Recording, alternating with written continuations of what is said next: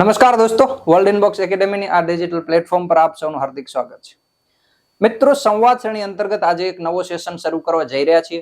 તો તમારી સૌ માટે એક ખુશખબરી પણ છે કે મેઇન્સની તારીખ આવી ચૂકી છે. 20 નંબરની જે પ્રિલિમ લેવાઈ ચૂકી હતી 8 જાન્યુઆરી 2023 ના રોજ, એની લગભગ એક વર્ષ પછી એટલે કે ફેબ્રુઆરી 2024માં મુખ્ય પરીક્ષા યોજાવા જઈ રહી છે. આ ઉપરાંત પ્રિલિમ પરીક્ષા જે ડિવાઇસોમાં લેવાયેલી છે તાજેતરની, એનું પણ પરિણામ ટૂંક સમયમાં જ જાહેર થશે. તો એમાં પણ જે વિદ્યાર્થી મિત્રો મુખ્ય પરીક્ષા દેવાનો તક મેળવશે એમને પણ સંવાદ સિરીઝનો લાભ જરૂરપણે ઉઠાવવાનો રહેશે. આપણે જાણીએ છીએ કે લગભગ 70 જેટલા આપણે એપિસોડ આ શ્રેણી અંતર્ગત તૈયાર કર્યા છે. અને આ 70 જે મુખ્ય એપિસોડ છે એમાં તમારા જીએસ અને એસએ ના લગભગ તમામ સબ્જેક્ટ કવર થયેલા છે. તો સંવાદ શ્રેણીનો તમે જો રેગ્યુલર યુઝર રહ્યા હશો તો આ તમામે તમામ 70 જેટલા લેક્ચર છે. આ લેક્ચરની ડિટેલ તમારી પાસે હશે, રિવિઝન કરેલું હશે, તો મુખ્ય પરીક્ષામાં તમને સ્પષ્ટ લાભ ફેબ્રુઆરી 2024માં રહેવાનો છે. તો આ હતી એક એનાઉન્સમેન્ટ. અને હવે આજનો મુદ્દો શરૂ કરીએ કે આજનો મુદ્દો કયા મુદ્દાને ટચ થાય છે અને સિલેબસમાં કઈ બાબતને એ ઇન્ક્લુડ કરે છે. હંમેશાની જેમ આપણે જોઈશું કે આજના મુદ્દાની ઇમ્પોર્ટન્સ શું છે, ત્યાંથી શરૂઆત કરીએ છીએ. તો આજનો મુદ્દો મિત્રો એક મુખ્ય પરીક્ષાના કરંટ અફેરને લઈને એક મુદ્દો છે, પીએમ વિશ્વકર્મા યોજના. આ વિશ્વકર્મા યોજના એક તો કરંટ અફેરનો મુદ્દો છે, સરકારી નીતિ છે. તો ગવર્મેન્ટ પોલિસી અંતર્ગત જેટલા પણ મુખ્ય પરીક્ષાના પ્રશ્નો પૂછાયેલા છે, કૃષિ ઉડાનને લઈને પ્રશ્નો પૂછાઈ ચૂક્યા છે, લોજિસ્ટિક પોલિસીને લઈને 2021માં જે રજૂ કરવામાં આવ્યું એને પણ મુખ્ય પરીક્ષામાં સમાવેશ કરવામાં આવેલો છે. આ ઉપરાંત આઈટી રૂલ્સ છે, સ્પોર્ટ્સ પોલિસી છે ગુજરાત સરકારની, આ તમામે તમામ જે ગવર્મેન્ટ પોલિસી છે એ પોલિસીની વિશેષતાઓ પૂછાતી હોય છે. તો વિશેષતાઓ તમે ફ્રન્ટ પેજમાં પણ જોઈ લેશો તો ગમે અહીંયા તમને મળી જશે કે પીએમ વિશ્વકર્મા યોજના છે, આમની મુખ્ય વિશેષતાઓ કઈ છે. પણ આપણે આને ઇન્ક્લુડ કરવાનું છે તમામે તમામ આસ્પેક્ટમાં, either it's SA or GS, એ બંને પક્ષમાં તમારે આને ઇન્ક્લુડ કરવાનું છે કે વિશ્વકર્મા યોજનાનો મુખ્ય પરીક્ષામાં જો સીધો પ્રશ્ન આવે તો આપણને આવવો જોઈએ, પણ બીજું એના કયા કયા મુદ્દાઓ ઇકોનોમિક્સ પોલિટીને લઈને ઇન્ક્લુડ છે. અને ઇકોનોમિક્સનો જે ભાર છે મિત્રો, એ ઇકોનોમી ઉપર આપણે વધારે ભાર એટલા માટે આપીએ છીએ કે ઇકોનોમીને લઈને તમારા કોઈ મુદ્દા જો સ્પષ્ટ હોય, કન્સેપ્ટ બિલ્ડિંગ સારું હોય તો તમે કનેક્ટ સરળતાથી કરી શકશો. કોઈ પણ મુદ્દાને તમે ઘણા બધા આયામમાં સરળતાથી કનેક્ટ કરી શકશો. ફોર એક્ઝામ્પલ આપણે પીએમ વિશ્વકર્મા યોજના જોઈએ તો વિશ્વકર્મા યોજનામાં પણ ઇકોનોમીને લઈને ઘણી બધી બાબતો છે. આમાં કઈ કઈ સમાવેશી વિકાસને લઈને બાબતો છે. આ ઉપરાંત ગ્લોબલ વેલ્યુ ચેઇનનો હિસ્સો બનાવવાનો પણ એક લક્ષ્યાંક રાખવામાં આવેલો છે. અમૃતકાલમાં જે આપણે 2047 સુધી એક વિકસિત ભારત બનાવવાનું છે, તો એને લઈને પણ ઘણા બધા લક્ષ્યાંકો આમાં રાખેલા છે. એટલે કોઈ યોજનાનો તમે સીધી વિશેષતાઓ જોશો તો તમને એટલું બધું ડીપમાં ખ્યાલ નહીં આવે, પણ જો તમે એને અલગ અલગ સબ્જેક્ટ સાથે કનેક્ટ કરતા શીખશો તો પોલિટી, ઇકોનોમી, તમામે તમામ વિષયોના જે મુદ્દાઓ છે એ તમે મુખ્ય પરીક્ષામાં ખૂબ સરળતાથી ડીલ કરશો. તો જોઈએ આ પીએમ વિશ્વકર્મા યોજના શું છે, એની મુખ્ય વિશેષતાઓ શું છે, અને આપણા માટે આમાંથી ફ્રૂટફુલ માલ કેટલો છે જે યુઝ કરવાનો છે એ આપણે જોઈએ આજે. ચલો, તો એક તો આ છે પીએમ વિશ્વકર્મા યોજના, જેની ડિટેલ આપણે જોઈએ કે ભાઈ પીએમ વિશ્વકર્મા યોજના 17મી સપ્ટેમ્બરના આપણે રજૂ કરી છે. પ્રધાનમંત્રી મોદીએ 17મી સપ્ટેમ્બરના રોજ રજૂ કરી. તો 17મી સપ્ટેમ્બરના શા માટે? તો 17મી સપ્ટેમ્બરના એક તો વિશ્વકર્મા જયંતિ હતી અને બીજો હતો પ્રધાનમંત્રી શ્રી મોદીનો જન્મદિવસ. એટલા માટે આ તારીખ પણ યાદ રાખશું, 17 સપ્ટેમ્બરના રોજ. અને બીજું કે આ જે યોજના છે મિત્રો ઓલરેડી બજેટમાં ઉલ્લેખિત હતી. વર્ષ 2000 ફાઇનાન્શિયલ યર તમે 23-24 જો મુદ્દા જોશો તો આ બજેટમાં આ યોજનાનો ઉલ્લેખ હતો જ કે ભાઈ ભવિષ્યમાં પીએમ વિશ્વકર્મા યોજના લાગુ કરવામાં આવશે, આવું આ બજેટમાં ઉલ્લેખિત હતું. એટલા માટે આ યોજના ટૂંક સમયમાં લોન્ચ થવાના અંદાજા હતા જ. પણ આ તારીખ સિલેક્ટ કરી છે 17મી સપ્ટેમ્બર. અને શા માટે કરીએ પણ આપણે જોયું કે ભાઈ વિશ્વકર્મા જયંતિ. તો ભાઈ યોજનાનું નામ છે પીએમ વિશ્વકર્મા સ્કીમ. તો આપણા માટે ઇમ્પોર્ટન્ટ એ છે કે ભાઈ આ વિશ્વકર્મા શું છે અને કયા કયા ક્ષેત્રોને આ યોજનાનો લાભ મળશે એ પણ જોઈશું આગળ. આગળ વધી તો ચર્ચામાં જોયું આપણે કે ભાઈ 17 સપ્ટેમ્બરને લઈને આ ચર્ચા છે આખી. અને બીજું એક તો 17મી સપ્ટેમ્બરના લઈને તમામે તમામ ચર્ચા છે અને બજેટમાં આ મુદ્દો ઉલ્લેખિત હતો. જો મિત્રો બજેટમાં જ્યારે કોઈ બાબત આવે બજેટના જેટલા પણ તમામ ફેક્ટ હોય છે એ ફેક્ટ ગવર્મેન્ટ ડિસાઈડ કરે છે, ગવર્મેન્ટ ખુદ આપે છે. એટલે એ પોલિસી અને એ તમામ ફેક્ટ આપણા માટે એટલે સંદર્ભમાં ઉપયોગી બને છે કે એ સરકારનો સંદર્ભ હોય છે, ગવર્મેન્ટનું પોલિસી, ગવર્મેન્ટનો સંદર્ભ એ હોય છે. આઈધર આપણે જીડીપી ગ્રોથ રેટ ની કોઈ પણ વાત કરતા હોઈએ કે ભારતના વિકાસની વાત કરતા હોઈએ તો જનરલી આ ડિજિટ આપણે લેતા હોઈએ છીએ કે ભાઈ 6.0 થી 6.8%. તો આ સંદર્ભ આપણે એટલા માટે લઈએ છીએ કે આનો ઉલ્લેખ બજેટમાં છે. બાકી ઘણી બધી આંતરરાષ્ટ્રીય સંસ્થાઓ છે, વર્લ્ડ બેંક છે, IMF છે, આમણે પણ ઘણા બધા આંકડા આપેલા છે કે 2024માં ભારતની જે જીડીપી છે એ XYZ% વધશે અને આટલા ટકા વધશે, પણ એ આંકડા એટલા બધા ઇમ્પોર્ટન્ટ નથી જેટલા આ આંકડા ઇમ્પોર્ટન્ટ છે. એટલે બજેટ ઉપર આપણી નજર એટલે સાચી હોવી જોઈએ કે આ ડિજિટ આપણે યુઝ કરી શકીએ. તો એ જ પ્રમાણે આ જે યોજના હતી PM વિશ્વકર્મા, એ વિશ્વકર્મા યોજના પણ બજેટમાં જ ઉલ્લેખિત હતી અને એમાં બે મુખ્ય બાબતો ઉપર ધ્યાન કેન્દ્રિત કરવામાં આવેલું હતું. જોઈએ કઈ કઈ બાબતો. તો એમાં એક તો અમૃતકાલને ધ્યાને રાખી અને આ યોજના લાગુ કરવામાં આવી. પહેલું તો આ અમૃતકાલ શું છે અને કયા ઇન્ટેન્શનથી આ અમૃતકાલ શબ્દનો ઉપયોગ કરાયેલો છે, એક તો એ. બીજી બાબત, સમોવેશી અને સશક્ત, આ બંને મુદ્દા, સમોવેશી અને સશક્ત ઇકોનોમી. તો આ ઇકોનોમી કેવી હશે અને આનો લક્ષ્યાંક આપણે શા માટે રાખ્યો છે? આપણને સૌને ખ્યાલ છે કે હમણાં કરંટ અફેરમાં પણ તમે વાંચ્યું છે કે ભારત $4 ટ્રિલિયનની ઇકોનોમી છે અત્યારે, $4 ટ્રિલિયન. અને આપણને ખ્યાલ છે કે 2027 સુધીમાં આપણે 5 ટ્રિલિયન ઇકોનોમી પણ બનશું અને ભવિષ્યમાં આપણે વિશ્વની ત્રીજી સૌથી મોટી વિશાળ ઇકોનોમી બનવા તરફ અગ્રેસર છીએ. તો 4 ટ્રિલિયન ઇકોનોમી છે, 5 ટ્રિલિયન ઇકોનોમી છે, ચાઇના છે 19 ટ્રિલિયન ઇકોનોમી છે, આ બધી ઇકોનોમી છે. તેમાં ભારતનો સંદર્ભ શું છે એ આપણે જોઈએ. પણ આપણે જસ્ટ ઇકોનોમી લાર્જ કરવાનો એક લક્ષ્યાંક નથી રાખ્યો. ઇકોનોમી લાર્જ તો કરવાની જ છે, વિશાળ ઇકોનોમી તો બનાવવાની છે, પણ બે મુદ્દા અહીંયા રાખ્યા છે સરકારે. પહેલી કે એ સમોવેશી હોય અને બીજું છે કે એ સશક્ત ઇકોનોમી હોય. હવે આ બંને ઇકોનોમી કેવા ટાઈપની ઇકોનોમી હશે? સમોવેશીનો શું મિનિંગ થાય અને સશક્તનો શું મિનિંગ થાય? અને બીજું, આ બંને મુદ્દાઓ તમે આ યોજના સાથે કઈ રીતે લિંક કરશો? વિશ્વકર્મા, આ વિશ્વકર્મા જે યોજના છે,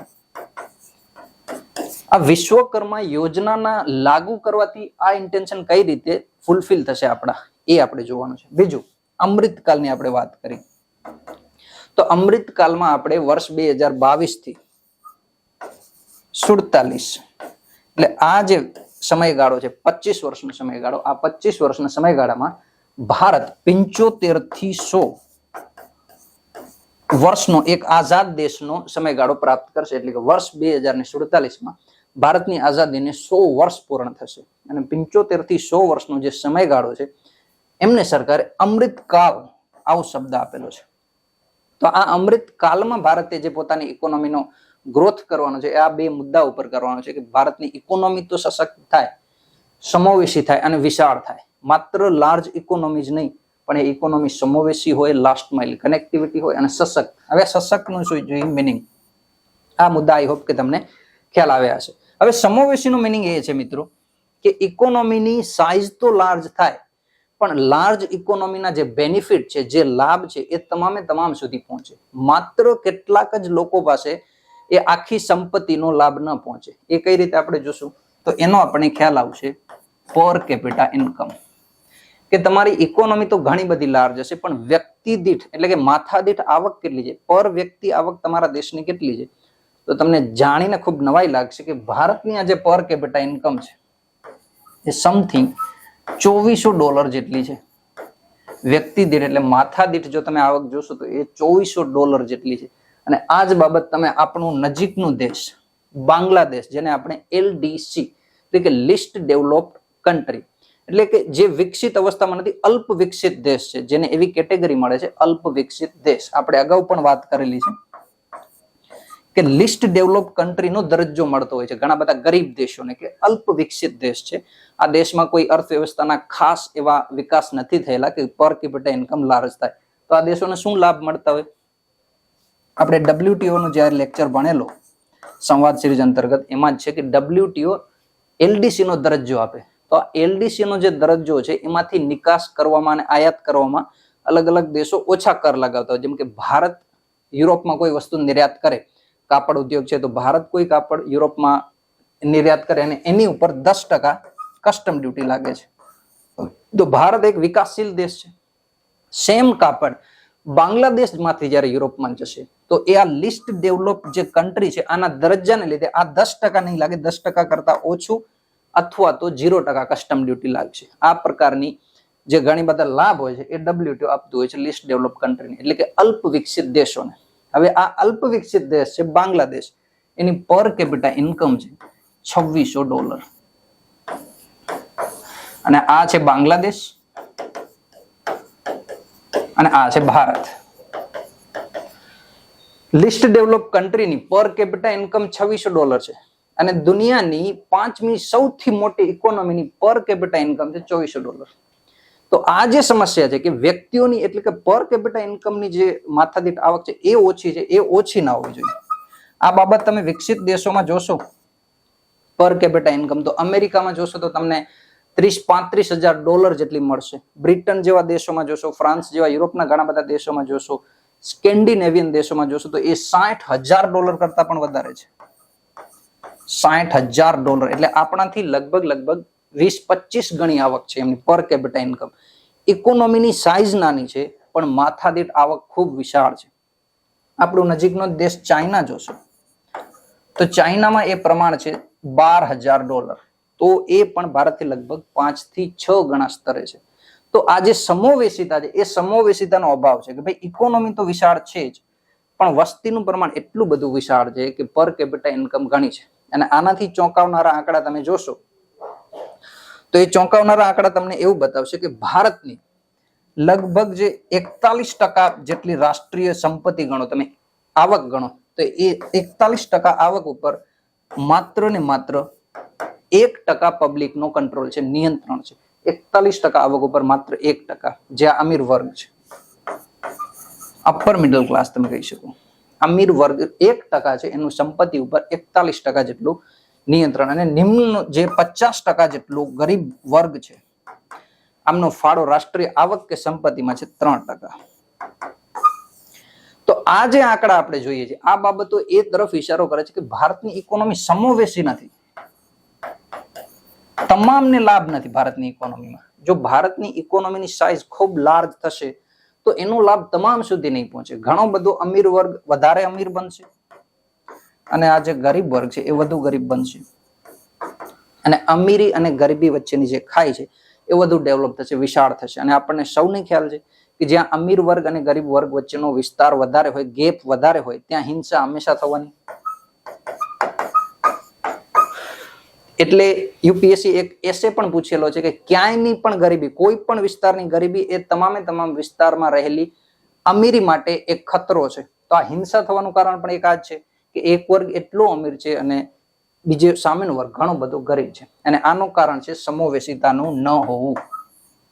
તો આપણી જે પીએમ વિશ્વકર્મા સ્કીમ છે એ એવા પ્રયાસો કરશે કે આ વસ્તુ આવે ઇકોનોમીમાં. માત્ર ઇકોનોમીની સાઇઝ જ ના વધે પણ સાથે સાથે ઇકોનોમીમાં સમોવેશિતા પણ આવે.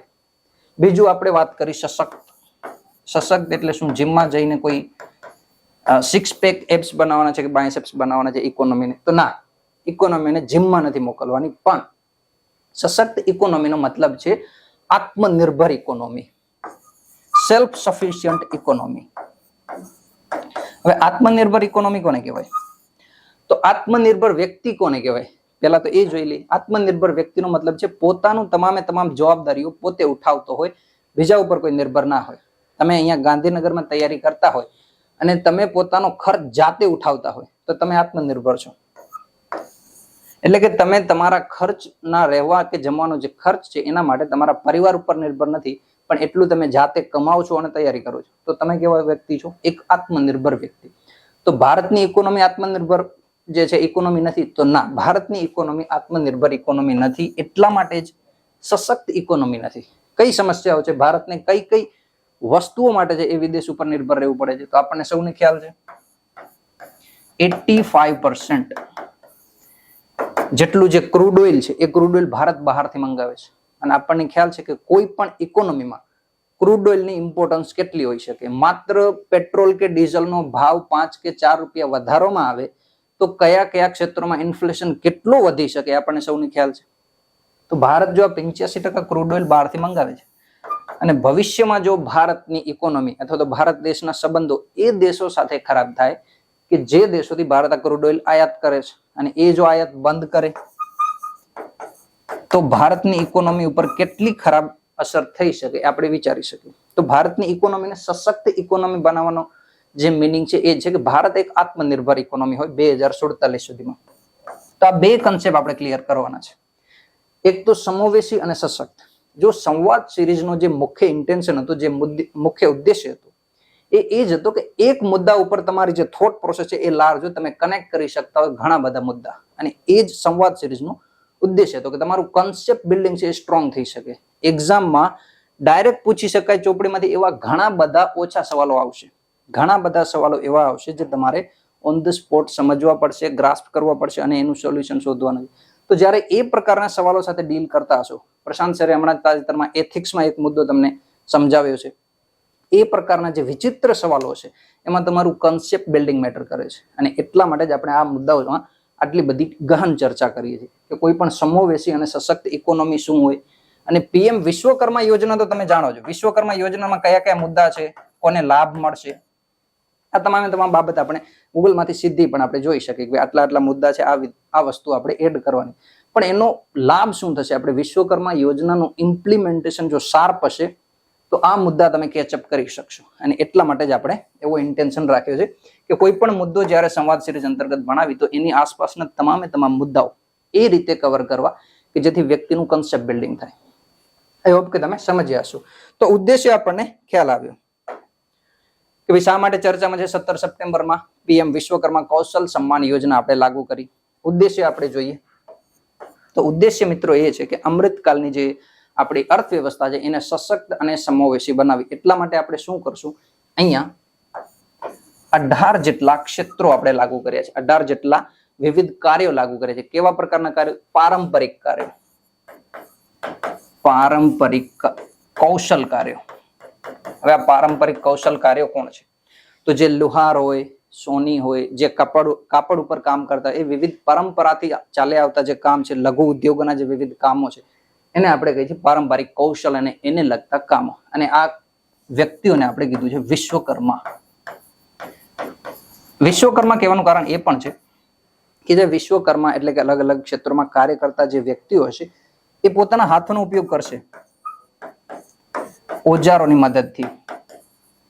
હવે આનો ઉપયોગ હાથો અને ઓજારોની મદદથી કોઈ એક નવી પ્રોડક્ટનું ઉત્પાદન કરશે અને એ પ્રોડક્ટ માત્ર એ જ વ્યક્તિ બનાવતો છે, એ જ જે તે ક્ષેત્રના ક્લસ્ટરમાં જ તમને મળતી હશે. એટલા માટે આપણે શું કીધું? વિશ્વકર્મા. આ કોઈ મશીનથી નહીં બનાવતું હોય, લેથ મશીનથી કે કોઈ સીએનસી મશીનથી કોઈ મેન્યુફેક્ચરિંગ નહીં કરતો હોય, પણ જાતે કોઈ મંદિરના જે પથ્થરો હોય એની ઉપર જે કરામતની એ ટાઈપ બનાવતા હોય, એ વિવિધ કાર્યો આ લોકો કરતા હોય છે. અને એટલા માટે આપણે એને શું કહીએ? વિશ્વકર્મા. એક નવું નિર્માણ કરશે, એક રચના કરશે. તો આ બધા જે કાર્યો છે, 18 જેટલા કાર્યો છે, એમાં કુંભાર છે, લુહાર છે, સોની છે, આ બધા જે પરંપરાથી કરતા કાર્યો આવે છે, પેઢી દર પેઢી એ લોકો વિરાસતમાં આપતા હોય છે એ કાર્યો. અને એટલા માટે એની ઉપર ફોકસ કર્યું છે. મુખ્ય અહીંયા પરંપરાગત એટલે કે પારંપરિક કૌશલ ઉપર આપણે જે વધુ નિર્ભરતા દાખવી છે. એટલા માટે જ એ વિશ્વકર્માને આપણે શું આપશું? સહાય આપશું. બીજું, શા માટે આપણે વિશ્વકર્મા કે જે સ્થાનિય ઉત્પાદન છે એના ઉપર આટલી બધી જે છે એ પ્રયાસો કરી છે કે એમનો વિકાસ થાય? તો આપણને ખ્યાલ છે વોકલ ફોર લોકલ. આ વોકલ ફોર લોકલ છે. બીજું મેક ઇન ઇન્ડિયા છે. આ બધી જે આપણે નવી નવી યોજનાઓ લાગુ કરી છે એનો મતલબ શું છે કે ભારત જે છે એક મેન્યુફેક્ચરિંગ હબ બનવા માંગે છે. ભારતની પોતાની જે વિનિર્માણ પ્રણાલી હોય એને સક્ષમ બનાવવા માંગે છે. એનો શું મતલબ કે ભારત સૌ પ્રથમ એક ખેતી પ્રધાન દેશ હતો. કોઈ પણ ઇકોનોમીનો વિકાસ કઈ રીતે થાય? તો એક કૃષિ પ્રધાન દેશ હોય કે જ્યાં તમામ સંસાધનો અને લોકો રોજગારી મેળવતા હોય કૃષિમાંથી, અને જે પ્રાથમિક ઉદ્યોગો છે એના ઉપરથી ધીરે ધીરે ઇકોનોમી ડેવલપ થાય અને સેકન્ડરી ફેઝમાં આવે કે જ્યાં મેન્યુફેક્ચરિંગ ઉત્પાદન ખૂબ વધારે થાય. વિનિર્માણનો મતલબ છે કે ત્યાં વિશાળ કારખાના હોય, ત્યાં મેન્યુફેક્ચરિંગ અને પ્રોડક્શન થતું હોય અને ધીરે ધીરે એનાથી વેલ ડેવલપ નેશન બને અને એ નેશન છે એની ઇકોનોમી સર્વિસ સેક્ટર તરફ જાય. આ પ્રોસિજર હોય કોઈ પણ દેશની ઇકોનોમી ડેવલપ થવાની. જેટલા પણ તમે વિકસિત કે વિકાસશીલ દેશો જોશો તો એ આ પ્રોસિજરમાંથી ફોલો થશે. કઈ રીતે? કે સૌ પ્રથમ કૃષિ પ્રધાન દેશ હશે, એમાંથી મેન્યુફેક્ચરિંગ ફેઝમાં આવશે. અત્યારે જે ચાઇના જે સ્ટેજમાં છે એ ચાઇનાની 49% જેટલી ઇકોનોમી જે છે એ મેન્યુફેક્ચરિંગ ફેઝમાંથી આવે છે, દ્વિતીય ક્ષેત્રમાંથી આવે છે, અને ભારતમાં આ પ્રમાણ માત્ર 20% આસપાસનું છે. તો આપણો દેશમાં શું સમસ્યા છે, રોજગારને લઈને કઈ સમસ્યા ઊભી થઈ છે, એનું કારણ તમને અહીંયા સમજ્યા છે કે ભારતને એવું કહેવાય છે લગભગ રોજગાર વિહીન સમૃદ્ધિ. ભારતમાં રોજગાર તો ઉત્પાદન ના થયા, વિકાસ થયો, આર્થિક વિકાસ થયો, પણ રોજગાર ઉત્પાદન ના થયું. તો એટલા માટે ક્યાંક ને ક્યાંક સમાવેશિતા પાછળ રહી, અને એનું કારણ અહીંયા તમને દેખાશે કે ખેતી પ્રધાન દેશમાંથી કોઈ પણ અર્થવ્યવસ્થા વિનિર્માણ એટલે કે સેકન્ડરી ફેઝમાં આવે, અને એમાંથી આગળ વધતા એ ટર્શરી કે સર્વિસ સેક્ટરમાં જાય. ભારતની ઇકોનોમીમાં એક વ્યવસ્થા અહીંયા ગડબડ થઈ. ભારતની કૃષિ પ્રધાન વ્યવસ્થા તો હતી. તમે જોશો તો ઇતિહાસમાં 1947 પહેલા 57 થી 47 નો જે વિકાસ છે ત્યાં અને એની અગાઉમાં પણ ભારત એક કૃષિ પ્રધાન દેશ હતો, અને ધીરે ધીરે મેન્યુફેક્ચરિંગ સ્ટેજ તરફ આગળ વધ્યો. પરંતુ આપણને સૌને ખ્યાલ છે કે એમએસએમઈ સેક્ટરનો નાશ કર્યો અંગ્રેજોએ, અને જે બ્રિટિશ ઇરા હતો એમાં વિનિર્માણ ઉદ્યોગ ભારતમાં ના સ્થાપ્યો. એમણે માત્ર ને માત્ર કાચા માલ માટે ઉપયોગ કર્યો ભારત દેશનો. તો અહીંયા જે કાચો માલ એટલે કે ખેતી પ્રધાન જે સંસાધનો હતા એ તમામે તમામ અહીંયાથી લઈ અને મેન્યુફેક્ચરિંગ ક્યાં કર્યું, વિનિર્માણનો વિકાસ ક્યાં કર્યો? બ્રિટનમાં, ઇંગ્લેન્ડમાં, અને ત્યાંથી જે ફાઇનલ પ્રોડક્ટ એ આયાત કરી ભારતમાં. એ સમસ્યાને લીધે ભારતનું જે ટ્રાન્ઝિશન થવાનું હતું ખેતી પ્રધાનમાંથી વિનિર્માણમાં એ ના થયું, અને સીધું ભારતની અર્થવ્યવસ્થા અહીંયાથી પહોંચી સર્વિસ સેક્ટરમાં. આજે ભારતની ઇકોનોમીમાં સર્વિસ સેક્ટરનું જે યોગદાન છે એ છે 54%.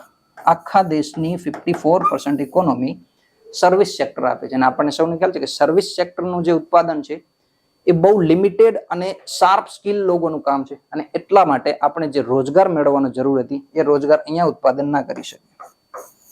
અને એ જ કારણ છે કે પ્રધાનમંત્રી જે આ નવી નવી યોજનાઓ લઈને આવે છે સરકાર, એનો ઉદ્દેશ એ છે કે ભાઈ પારંપરિક જે કૌશલ હતું એ પારંપરિક કૌશલનો વિકાસ થાય દેશમાં, અને જે વંચિત વર્ગો છે એ રોજગાર અને ઇકોનોમીમાં પાછા જોડાય, અને એટલા માટે આ વ્યવસ્થાઓ લાગુ કરી છે. ચલો આગળ વધીએ.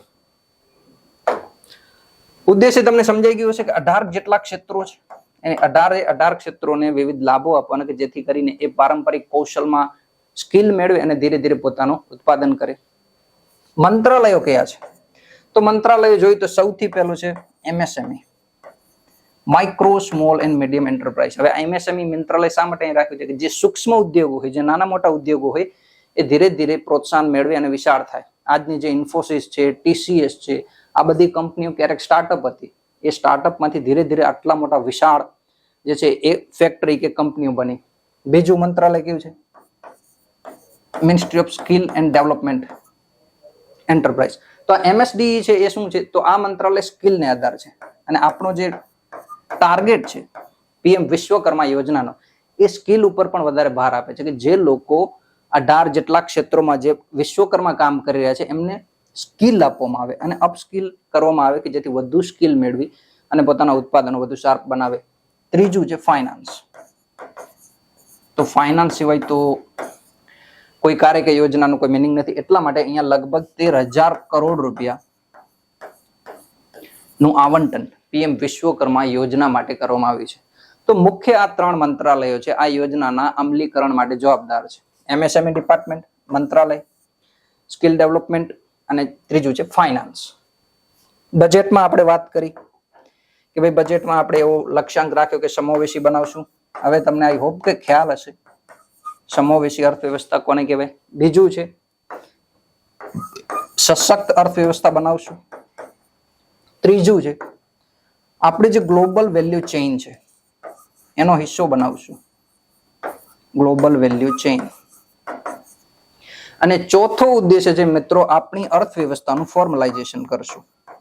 આ ફોર્મલાઇઝેશનનો શું મતલબ છે,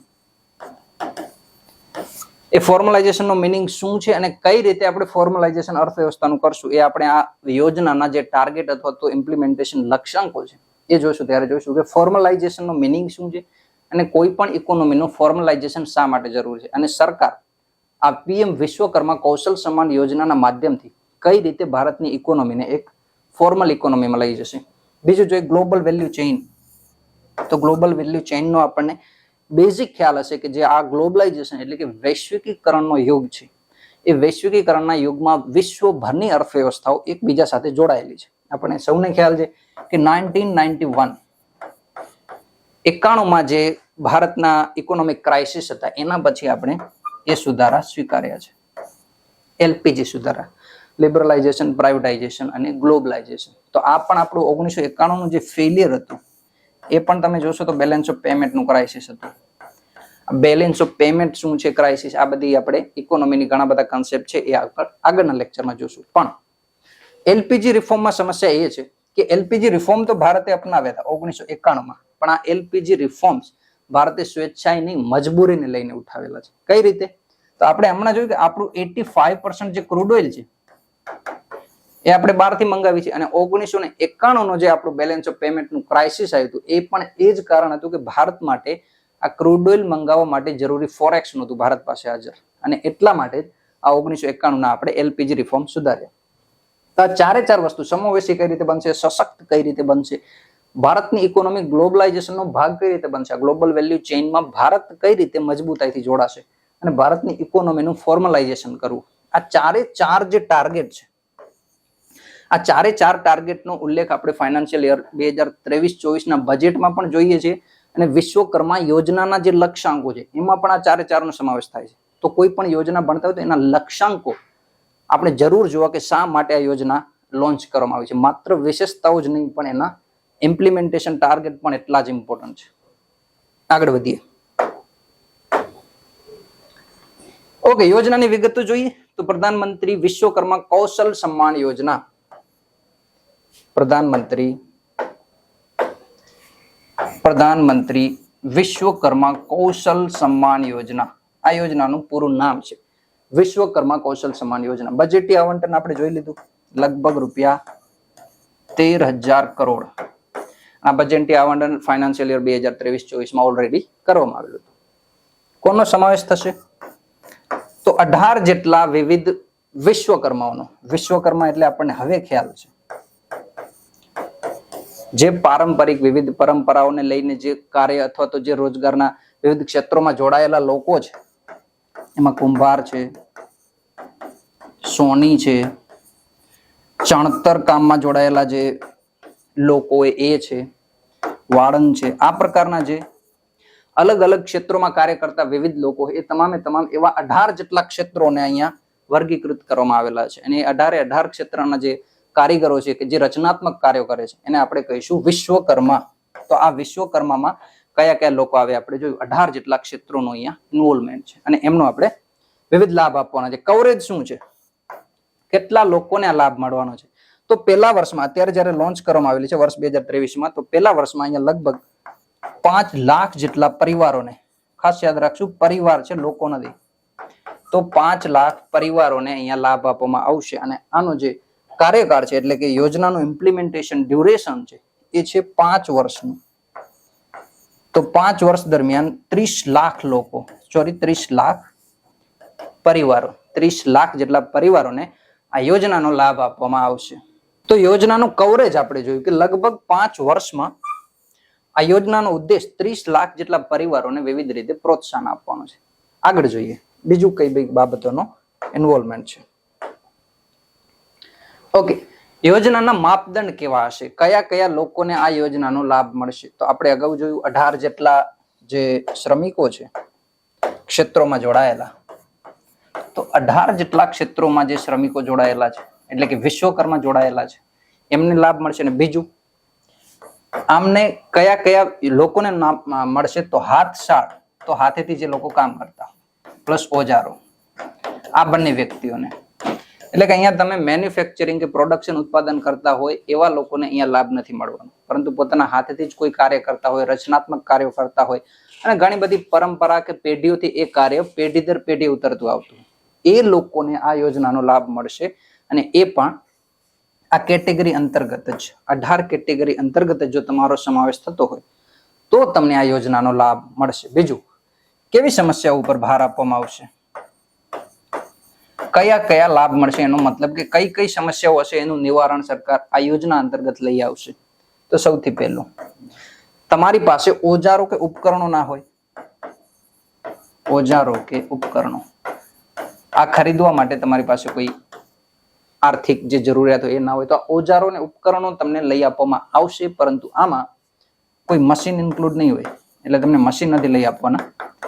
પણ જે પરંપરાગત કાર્યો કરવા માટે જે જરૂરી હથિયારો હોય, જેમ કે કોઈ લોકો પથ્થરમાં ચણતર કામ કરી અને વિવિધ મૂર્તિઓનું નિર્માણ કરતા હોય, તો એના માટે જેટલા પણ અલગ અલગ ઓજારો અને ઉપકરણોની જરૂર હશે તો એ તમારી પાસે ખરીદવાની ક્ષમતા નહીં હોય તો સરકાર તમને મદદ કરશે. બીજું, આ જે કામ કરો છો એને વેચવા માટે બજાર તો જરૂરી છે, તો બજારથી અંતર વધારે હોય તો તમારી પાસે જે ઉત્પાદ છે એને વેચવાની બજાર ખૂબ દૂરના અંતરે છે, તો એના માટે કોઈ સરકાર ટ્રાન્સપોર્ટેશન અથવા તો કોઈ અન્ય રીતે સહાય કરશે એવો ઉદ્દેશ છે.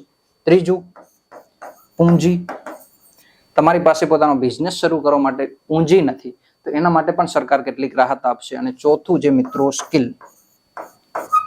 જે આપણે હમણાં જોયું, સ્કિલ અને અપસ્કિલિંગ.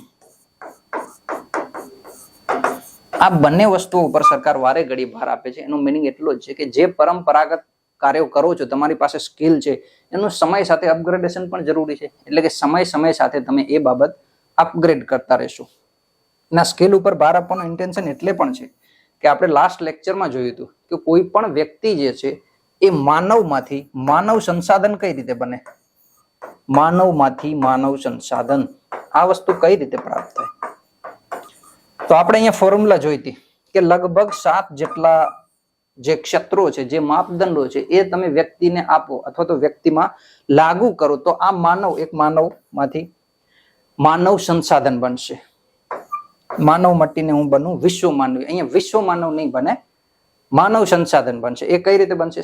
7 જેટલા ઘટકો તમારે એને આપવાના છે. શિક્ષા, સ્વાસ્થ્ય, પોષણ, કૌશલ, અપસ્કિલ, ટ્રેનિંગ, ટેકનોલોજી, આ તમામ બાબતો છે. એમાંથી એક છે સ્કિલ.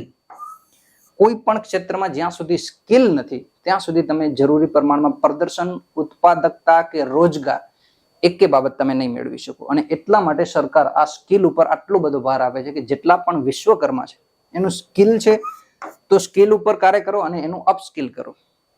અહીંયા જે વિદ્યાર્થીઓ જોડાયેલા હશે વર્લ્ડ ઇન બોક્સમાં, તો વર્લ્ડ ઇન બોક્સમાં તમને ખ્યાલ હશે કે તમારી વીકલી, ડેઈલી અને મંથલી ટેસ્ટ લેવામાં આવે છે. હવે તમને એક વસ્તુ ભણાવવામાં આવે છે, એ વસ્તુ ક્લાસમાં તમને સમજાવવામાં આવે છે કઈ રીતે તમામ સબ્જેક્ટ છે, વિષયો છે, એમનું ડીપ એનાલિસિસ તમને સબ્જેક્ટમાં સમજાવવામાં આવે છે. પછી તમારી 1 કે 2 દિવસમાં એની ટેસ્ટ લેવામાં આવે છે અને ટેસ્ટ લઈને પછી એ તમામ બાબતોનું એક અઠવાડિયે ટેસ્ટ લેવામાં આવે છે અને છેલ્લે 1 મહિના પછી ટેસ્ટ લેવામાં આવે છે. તો ભાઈ એક જ સિલેબસ છે, એક જ સિલેબસ તમે એક વ્યક્તિ એક વખત ભણાવ્યો, એની 1 દિવસ પછી ટેસ્ટ લીધી, 1 અઠવાડિયા પછી ટેસ્ટ લીધી અને 1 મહિના પછી ટેસ્ટ લીધી. 3 ટેસ્ટ લેવાનું શું કારણ છે?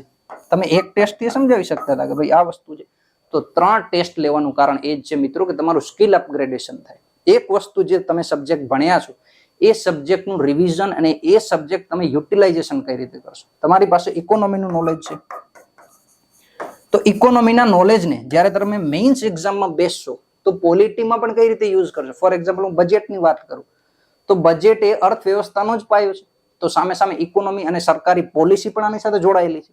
તો એક જ બાબત તમે 1 દિવસ કે અઠવાડિયા પછી કે મહિના પછી યાદ રાખીને એનું યુટિલાઇઝેશન કરી શકો છો. તમારામાં એટલી સ્કિલ છે કે જે મુખ્ય પરીક્ષામાં જરૂરી છે. એ બાબત ચેક કરવા માટે વર્લ્ડ ઇન બોક્સ શું કરે છે, તમારી એક વસ્તુની 3 વખત ટેસ્ટ લેશે અને પછી જઈને એ તમારો સબ્જેક્ટ ક્લિયર થશે. આ બાબત છે. તો અહીંયા સરકારનું પણ એ જ ઇન્ટેન્શન છે કે માનવમાંથી માનવ સંસાધન બનવાનું હશે તો માત્ર સ્કિલ જ નહીં, સ્કિલની સાથે એનું અપગ્રેડેશન કરો. એટલે કે નવી સ્કિલ્સ જે સમય પ્રમાણે બદલાય છે એ સ્કિલ પર તમારામાં હોવી જોઈએ. અને એટલા માટે જ આપણે આ સંવાદ સિરીઝ જોશો તો આપણે શું કરી છે, તમામ જે જૂના પ્રશ્નો પૂછાયેલા છે એનો પણ અહીંયા ઉલ્લેખ કરી છે, જેથી કરીને આપણને ખ્યાલ આવે કે સમય સાથે પેપરની પેટર્ન અને પૂછવાની પદ્ધતિમાં શું ફેરફાર આવ્યા. 2016 નો કોઈ ક્વેશ્ચન પૂછાયેલો છે તો એને રિલેવન્ટ આજ શું છે, આપણે આજે એ ક્વેશ્ચન કઈ રીતે પૂછી શકાય અથવા તો એ બાબતને લઈને કોઈ ઘટના કરંટમાં છે કે જે પૂછી શકાય. આ બાબતનો તમને ખ્યાલ ક્યાંથી આવશે? જ્યારે તમે તમારી સ્કિલને અપગ્રેડ કરશો. તો આ જ બાબત પીએમ વિશ્વકર્મા પણ લાગુ કરવામાં આવી કે માનવને માનવ સંસાધન તમારે બનાવવા હોય, આ વિશ્વકર્માને જો તમારે એક સ્કિલફુલ વિશ્વકર્મા બનાવવા હોય તો સ્કિલમાંથી અપસ્કિલ કરશો. બીજું, તમે સરકારી યોજનાઓ ઉપર નજર નાખશો તો તમને ખ્યાલ આવશે સરકારે લગભગ યોજનાઓમાં આનો ખ્યાલ રાખ્યો છે કે લોકોની રોજગાર મેળવવાની જે કેપેબિલિટી છે, જે ક્ષમતા છે એ વધવી જોઈએ. નેપ 2020 જુઓ તમે, નેશનલ એજ્યુકેશન પોલિસી 2020 માં શું કીધું છે કે ધોરણ 5 પછી જ વ્યવસાયિક તાલીમ અમે આપશું. હવે ધોરણ 5 પછી વ્યવસાયિક તાલીમ આપવાનું રીઝન શું છે કે વ્યક્તિ જ્યારે ઓલમોસ્ટ 10 વર્ષનો છે, 10 વર્ષની ઉંમરથી જ એ પોતાની વ્યવસાયિક તાલીમ મેળવવાનું શરૂ કરશે. અને જ્યારે એ વ્યક્તિ ગ્રેજ્યુએશન અથવા તો સ્નાતક વર્ષ પૂરું કરશે ત્યારે એની પાસે ખાસો એવો અનુભવ હશે જે તે વ્યવસાયનો. તો અહીંયા પણ તમે જોશો નેશનલ એજ્યુકેશન પોલિસીમાં પણ, તો અહીંયા પણ શું કીધું છે કે સ્કિલ ઉપર ભાર આપો, તાલીમ ઉપર ભાર આપો. એટલા માટે જ આ રીઝન છે. બીજું, તમને જો ખ્યાલ હોય કરંટ અફેરના મુદ્દા જો ડેઈલી વાંચતા હોય તો તમને એ ખ્યાલ હશે કે હમણાં જ ઇન્ફોસિસના જે ચેરમેન છે, ઇન્ફોસિસના મિસ્ટર નારાયણ મૂર્તિ, એમણે એક નિવેદન આપેલું હતું. જો ઘણી વખત કરંટ અફેરમાં તમે વાંચતા હોય તો ઘણા નિવેદન આપણે સીધી રીતે જોઈએ તો આપણને એવું લાગે કે ભાઈ આ મુખ્ય પરીક્ષામાં કઈ બાબતને આપણે ક્યાં કનેક્ટ કરશું, આને કોઈ જોવાની જરૂર નથી. ઇન્ફોસિસના ચેરમેન છે, આ કોઈ જ્યારે વાત કરે છે તો આપણને ક્યાં લાગુ પડે છે, પણ આની વાતોનો તર્ક ઘણો બધો ઇમ્પોર્ટન્ટ છે. ફોર એક્ઝામ્પલ, એમણે 2 કથનો આપે છે, તેમાં પહેલાની હું તમને વાત કરું તો એમણે એમ કીધું કે શિક્ષકોની તાલીમ, જે શિક્ષકો છે એમને તાલીમ આપો. પહેલા તો શિક્ષકોને તાલીમ આપવા માટે સરકારે પ્રતિ વર્ષ $1 બિલિયન જેટલો ખર્ચ કરવો જોઈએ. $1 બિલિયન જેટલો ખર્ચ, એટલે કે $100 કરોડ જેટલો ખર્ચ તો પહેલા શિક્ષકોની તાલીમ માટે આપો. આવો ભાર એમણે શું કામ આપ્યું? કારણ કે તમે નેશનલ એજ્યુકેશન પોલિસી તો લાગુ કરી, એમાં જે નવી બાબતો તો લાગુ કરી, પણ એ નવી બાબતો શીખવાડશે કોણ વિદ્યાર્થીઓને? શિક્ષકો. તો શિક્ષકો પાસે તો એ બાબતો હોવી જોઈએ, તો પહેલા એમની તાલીમ રજૂ કરો. પછી એમણે ઘણા બધા અન્ય નિવેદનો પણ આપેલા છે. તો આ તમામે તમામ નિવેદનો ક્યાં લઈને બહાર આપે છે? સ્કિલ ઉપર. કે જે વ્યક્તિ પાસે સ્કિલ જરૂરી પ્રમાણમાં નથી એ વ્યક્તિની પ્રોડક્ટિવિટી ક્યારે બેસ્ટ હોઈ નહીં શકે. તો આ પ્રકારના જે એનાલિસિસ છે એ પણ તમારે જોતા રહેવા. ઓકે, તો આપણે જોયું કે ભાઈ કયા કયા લોકોને આ યોજનાનો માપદંડ અથવા તો લાભ પડશે, કયા લોકો એને પાત્ર બનશે. આગળ વધીએ, કેટલીક બીજી બાબતો જોઈએ આ યોજનાની. ઓકે, લાભ બીજું જોઈએ ફ્રી રજીસ્ટ્રેશન. કે આમાં હવે આપણે જોઈએ રજીસ્ટ્રેશન કરાવે છે સરકાર. એક પીએમ વિશ્વકર્મા પોર્ટલ બનાવેલું છે. આ પોર્ટલ ઉપર તમે કોઈ પણ કોમન સેન્ટર થી અથવા તો સર્વિસ સેન્ટર છે ત્યાં જઈ અને પોતાનું જે ફોર્મ ફિલઅપ કરી અને સરકારને પોતાની વિગતો આપી શકો છો. હવે અહીંયા એ મુદ્દો આવે છે કે ઓનલાઈન રજીસ્ટ્રેશન શા માટે સરકાર કરે છે? તો અહીંયા છે ફોર્મલાઇઝેશનનો મુદ્દો, ઔપચારિકરણ. ઔપચારિકરણ ઉપર સરકાર આટલા શા માટે ભાર આપે છે? તો આપણને ખ્યાલ છે કે ભારતની ઇકોનોમીનો 90% હિસ્સો લગભગ અનૌપચારિક છે. લોકો ક્યાં કામ કરે છે, કોને પૈસા આપે છે, કોની કેટલી કમાઈ છે, કોને કેટલો લોસ છે, આનો કોઈ પણ ડેટા ગવર્મેન્ટ પાસે નથી. માત્ર ને માત્ર ઇકોનોમીનો 10% જે હિસ્સો છે, આ 10% હિસ્સાનું જ ઔપચારિકરણ છે, એટલે એની સરકાર પાસે ડેટા છે. તો અનૌપચારિકરણનો સૌથી મોટો સમસ્યા શું છે કે અહીંયા બ્લેક મની હશે તો તમને ખ્યાલ નહીં હોય. બ્લેક મની જો હશે અહીંયા અનૌપચારિક વ્યવસ્થામાં તો તમને ખ્યાલ નહીં હોય. સરકાર અહીંયાથી કોઈ પણ જાતનો ટેક્સ નહીં મેળવી શકે. તો સૌથી મોટી સમસ્યા છે ભારતની ઇકોનોમી સામે કે ભારતની ઇકોનોમી ફોર્મલાઇઝેશન નથી, ઇન્ફોર્મલ ઇકોનોમીનો હિસ્સો 90% જેટલો છે. અને આ હિસ્સો ઘટાડવા માટે સરકાર શું કરે છે? પોર્ટલ બનાવશે, તમારી પાસે ડેટા માંગશે કે તમે વિશ્વકર્મા છો, કાર્ય કરો છો, તમારું કાર્યક્ષેત્ર શું છે, તમારી આવક, લોસ, આ તમામે તમામ ડેટા સરકાર તમારી પાસેથી મેળવશે. તો સૌથી પહેલો લાભ એ છે કે ફ્રી રજીસ્ટ્રેશન તમે કરી શકો પોર્ટલ ઉપર જઈ. અને રજીસ્ટ્રેશન કર્યા પછી જે આપણે લાભ જોયા અગાઉ કે તમને ઇન્સેન્ટિવ આપવામાં આવશે, તમને લોન આપવામાં આવશે, કન્સેશન આપવામાં આવશે, કેપિટલ આપવામાં આવશે, આ બધા લાભ ક્યારે મળશે? તમે પોર્ટલ ઉપર બધાની વિગતો રજૂ કરશો પછી. તો પહેલો લાભ એ છે. રેકોગ્નિશન આપવામાં આવશે, ઓળખ આપવામાં આવશે, તમને એક વિશ્વકર્મા આઈડી આપવામાં આવશે. જેમ તમે લોકો ક્લાસ 1 to અધિકારી બની જાવ ને તમારું એક આઈડી આપવામાં આવે કે આ સરનું આઈડી છે, એના ઉપરથી તમારી ઓળખ તમને ખ્યાલ આવશે. એ જ રીતે આ વિશ્વકર્મા આઈડી આપવામાં આવશે જો તમે આ યોજનાના લાભાર્થી છો, અને એક તમારી ઓળખ ત્યાં તમને આપશે. અગેન એ જ વસ્તુ સ્કિલ આપવામાં આવશે, અપસ્કિલ કરવામાં આવશે તમને અહીંયા આ યોજના અંતર્ગત, એ પણ લાભ છે. બીજી વસ્તુ ટૂલ કિટ ઇન્સેન્ટિવ.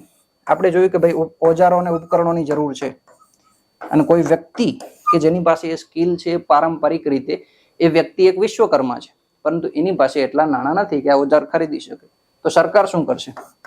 અહીંયા ₹15,000 નું એક તમને ટૂલ કિટ બોનસ આપશે કે તમારે જે પણ ઓજાર અને ઉપકરણની જરૂર હોય એ તમે ખરીદો અને તમારા કાર્યને આગળ વધારો. આ બધા લાભ છે. Collateral free credit. Collateral free credit એટલે કે તમારે કોઈ વસ્તુ વ્યાજે લેવી હોય તો એ વ્યાજે લેવા માટે તમારે કોઈ તમારી સંપત્તિ ત્યાં ગીરવે રાખવી પડે. તમે અત્યારે કોઈ બેંકમાં જશો તો એ બેંકમાં તમે લોનની માંગ કરશો તો તમારે કોઈ એવી વસ્તુ ત્યાં ગીરવે રાખવી છે કે જેની રકમ, જેની વેલ્યુ તમારી જે વ્યાજે લેવાની રકમ છે એના કરતા વધારે હોવી જોઈએ. પણ સરકારે શું કીધું છે અહીંયા કે અમે જે વ્યાજ આપશું એમાં તમારે કોઈ વસ્તુ ગીરવે રાખવાની જરૂર નથી, સોનું કે આ પ્રકારની કોઈ વસ્તુ નહીં. 2 હપ્તામાં એ લોન આપશે. એક તો 1 લાખ મળશે અને બીજી વખત તમને બીજો હપ્તો 2 લાખનો, કુલ 3 લાખ રૂપિયા જે છે એ આ વિશ્વકર્મા યોજના અંતર્ગત આપવામાં આવશે. બીજું, અહીંયા વ્યાજ તો મળશે પણ વ્યાજ દર છે એમાં પણ તમને રિયાયત હશે. એક તો તમારે એ લોન મેળવવા માટે કોઈ વસ્તુ ગીરવે નથી રાખવાની. બીજું, વ્યાજ દર જે હશે એ વ્યાજ દર માર્કેટ વ્યાજ દર એટલે કે જે અલગ અલગ બેંકોનો વ્યાજ દર હશે એના કરતા 5% ઓછો. અહીંયા પણ સરકાર તમને વ્યાજમાં રાહત આપશે. આ છે મુખ્ય મુદ્દા. અને બીજું, ડિજિટલ ટ્રાન્ઝેક્શન. તમે તમારું જે કાર્ય છે એ કાર્ય જો ડિજિટલ પ્લેટફોર્મ ઉપર કરો છો એનો મતલબ શું છે કે જે લે વેચ કરો છો, તમારી આવક જાવક આ તમામ જે ડેટા છે એ તમે ઓનલાઈન પોર્ટલની માધ્યમથી કરો છો અથવા તો ટ્રાન્ઝેક્શન છે પૈસાનો એ યુપીઆઈ કે એ પ્રકારના કોઈ ડિજિટલ પ્લેટફોર્મની મદદથી કરશો તો અહીંયા પણ સરકાર તમને પ્રોત્સાહન રૂપે કેટલાક બોનસ આપશે. એ પ્રકારની અહીંયા જોગવાઈ છે. તો આ મુખ્ય લાભ છે. લાભ આપણે ખાસ યાદ રાખશું. જ્યારે પણ યોજનાની મુખ્ય વિશેષતાઓ, ઉદ્દેશ્ય કે લાભ પૂછાય તો આ સીધું આપણે પોઈન્ટ વાઇઝ યાદ રાખવાનું રહેશે. આ ફેક્ચ્યુઅલ પાર્ટ છે. ઓકે મિત્રો, તો આ હતી યોજના અને યોજનાને કઈ રીતે આપણે જોઈ શકાય. મુખ્ય પરીક્ષામાં આ યોજના જો સીધા પ્રશ્નમાં આવે છે તો એ તો આપણે લાભ મેળવશું જ, પણ સાથે સાથે આ યોજનાની સાથે કયા સરકારના ઉદ્દેશ્યો જોડાયેલા છે, કન્સેપ્ટ બિલ્ડિંગ કરવા માટે આપણે કઈ બાબતો આપણે ધ્યાન હોવી જોઈએ, સમવેશિતાનો મતલબ શું છે, સશક્ત વ્યવસ્થા કોને કહેવાય, ગ્લોબલ વેલ્યુ ચેઇનનો હિસ્સો ભારતે શા માટે બનવો જોઈએ, એલપીજી રિફોર્મ, આ તમામ બાબતો ચર્ચા કરવાનો ઉદ્દેશ્ય એટલો જ છે કે આ યોજનાની સાથે તમને ઘણા બધા ઇકોનોમીના અન્ય કન્સેપ્ટ પણ ખ્યાલ આવે અને એ જ સંવાદ સિરીઝનો ઉદ્દેશ્ય છે. તો આઈ હોપ કે આ તમામ ચર્ચાઓ તમને પસંદ આવી હશે અને પસંદ આવી હોય તો તમારી નૈતિક ફરજ છે કે તમે આ વિડીયોને અન્ય લોકો સુધી પણ જરૂર પહોંચાડો અને કોઈ નવા મુદ્દા સાથે ફરીથી આપણે સંવાદ સિરીઝ અંતર્ગત મળશું. ધન્યવાદ.